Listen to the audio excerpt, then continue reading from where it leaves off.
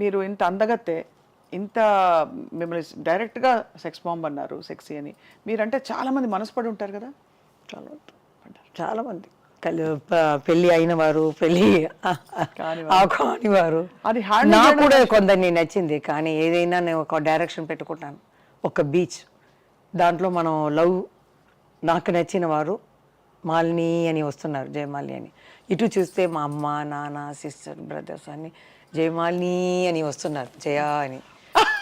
ఆ డైరెక్షన్ చూసేటప్పుడు ఇదే మనకు కావాలి, ఇదే కుటుంబమే, ఇది మాకు రాలేదు, ఇది అదంతా అబద్ధం. మనసు పీకుతుంది కదా ఎవరికైనా. మీకైనా ఒక 18 years లో ఒక కళ్ళు మాత్రం తిరుగుతుంది, హార్మోన్స్, వీడు అని వెళ్తుంది. 18 కాదు, పైన 13, ఇప్పుడు 980s లో వస్తుంది. 18, నేను ఇలా చూస్తాను, అలా చూస్తాను. కానీ కొంచెం వివరం వచ్చిన తర్వాత నేను ఒకరిని లైక్ చేశాను, కానీ ఈ స్క్రీన్ నేను పెట్టుకున్నాను. ఎందుకు? మామయ్య డైరెక్టర్ కదా, డైరెక్టర్ పెడతాను, పెట్టేసి మనకు కుటుంబమే కావాలి. బట్ అది ఉంటే కుటుంబం ఉండదా? లేదు, వాళ్ళకి ఇంకా 3 అన్నయ్యలకి పెళ్ళి కావాలి.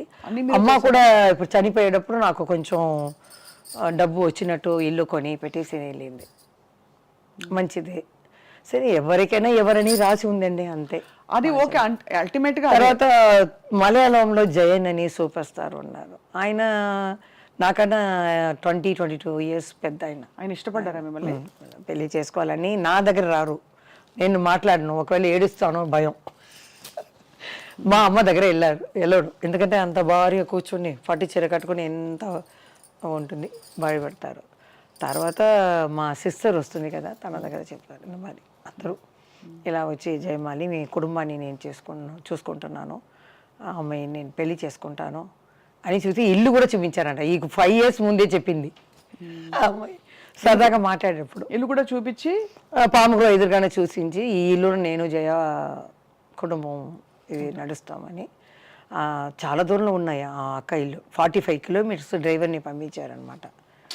పంపించి నాకు అది లేదు పెద్ద అయినా అని, చాలా పెద్ద కాబట్టి మీకు ఐడియా లేదు, ఇది లేదు. నాకు ఒకరిని వయసు వచ్చేటప్పుడు లైక్ చేశాను అంతే. నా 5 ఎవరో చెప్పచ్చా? కన్నడ, మలయాళ, తెలుగు, తమిళ్ ఉంది, మీరే తీసుకోండి ఎవరని. అంతేనా? అంతే, 4 భాషలు. నాకేంటంటే మనం పొయ్యే లోపల అది మన మనసులోనే ఉండిపోతుంది కదా, చెప్పాలి. వాళ్ళు అడిగారు, మనం జవాబు చెప్పకుండా వెళ్ళిపోకూడదు. చని లోపల మనం ఎక్కడైనా చూస్తే చెప్పేయాలి, ఏమని, భారం నేను లవ్ చేశానని. అది కదా కరెక్ట్ కదండి. నేను లవ్ చెప్పి మిమ్మల్ని అడుగుతున్నాను ఒక క్వశ్చన్, ఎందుకు నచ్చుతున్నారంటే మీరు ఇంత ఓపెన్ గా, ఇంత చిన్నపిల్లల, ఇంత బంగారలా చెప్తున్నారే మీరు. తప్పేమి లేదండి, లవ్ ఉండేందుకు ఎవరికైనా వస్తుంది. కొంతమంది వచ్చేసి నాకు అలా లేదు, నేను అలా కాదు అని లేదు. ఎవరికి హార్మోన్స్ వల్ల వస్తుంది 18, 13, 17 years లో. తర్వాత నన్ను చూసి ఒక 12 years లో మా అమ్మ, అప్పుడు నీళ్ళు కష్టం చిన్నప్పుడు, 12 years లో ఇలా బిందిలో నీళ్ళు ఎత్తే ఐరన్ మ్యాన్ ఒక అబ్బాయి పాట పాడారు, తమిళ పాట, ఏదో రవిచంద్ర పాట.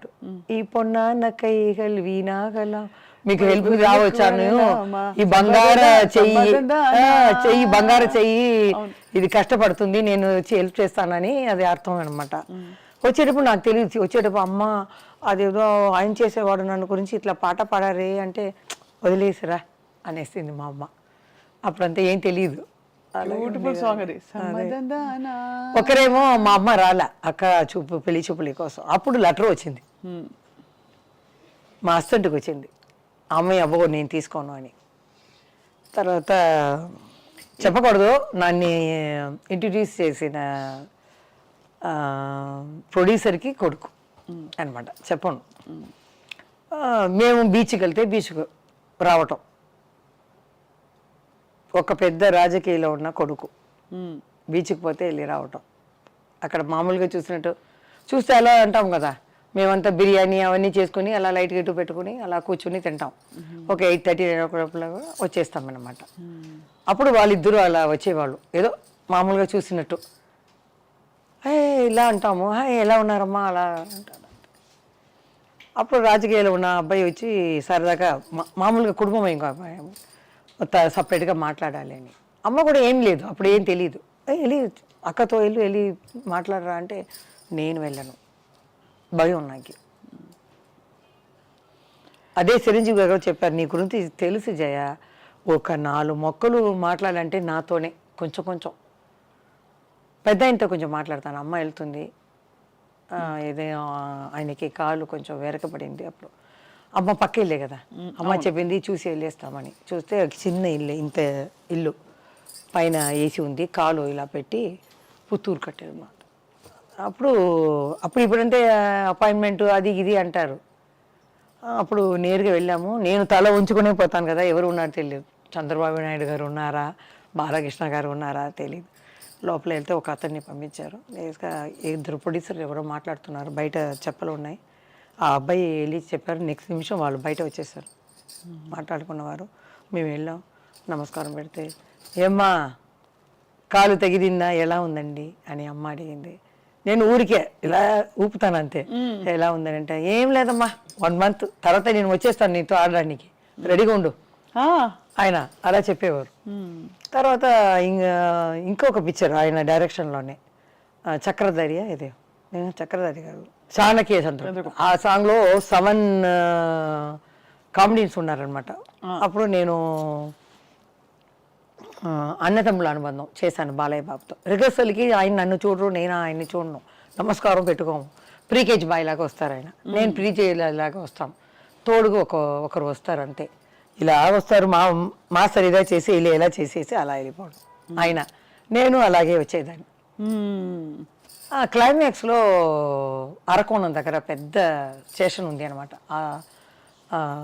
పిక్చర్ ఏం పిక్చర్ అది ఏంది, అన్నదమ్ముల అనుబంధం. లాస్ట్లో మేమంతా వాళ్ళు ఫైటింగ్ ఈటింగ్ అయిన తర్వాత మేము వాళ్ళ జోడితో వెళ్ళి అలా కలవటం. నాకేమో పెద్ద అయినా ఉన్నారు, ఏ బాలకృష్ణ గారు నాకు కొత్త. సరే అలా నడుచుకుని వెళ్ళాను. ఆయన నా పక్కనే చూడలేదు, ఇలా చూస్తున్నారు.